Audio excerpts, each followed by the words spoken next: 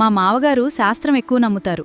మా ఆయన సైన్స్ ఎక్కువ నమ్ముతారు. ప్రతిదానికి రీజన్ ఉండాలి అంటారు. వీరిద్దరి మధ్య ఎప్పుడూ వాదనే, కానీ ఏదీ కూడా పెద్దవారు ఊరికే చెప్పరు.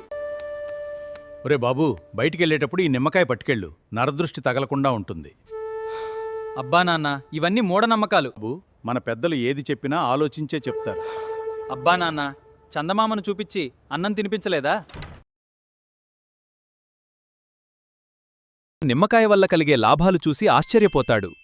నీరసంగా ఉన్నప్పుడు గ్లాసు నీటిలో కలుపుకొని తాగితే వెంటనే శక్తి లభిస్తుంది. వాంతులు, వికారం ఉన్నప్పుడు నిమ్మకాయ అద్భుతంగా పనిచేస్తుంది.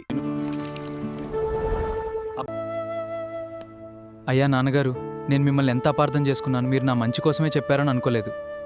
మన పెద్దలు ఏం చెప్పినా మన మంచికే చెప్తారు. ఇలా మా ఇంట్లో నిత్యం ఇలాంటి వాటి మీద వాదనలు జరుగుతాయి. మా చిన్నోడు కూడా వాళ్ళ తాతగార్ల శాస్త్రం నమ్ముతాడు. నాన్నగార్ల రీజన్ తీస్తాడు. వేళ్ల వాతావరణ మధ్యలోకి మేం వెళ్ళము. నా కొడుకు శాస్త్రం నమ్ముతాడు, కాని ప్రతిదానికి రీజన్ కావాలంటాడు. మా ఇల్లు నిత్యం కోలాహలంగా ఉంటుంది. మరికొన్ని ముచ్చట్లతో మళ్ళీ కలుద్దాం. ఇదొక చిన్న ప్రయోగం మాత్రమే. నచ్చితే లైక్ చేయండి.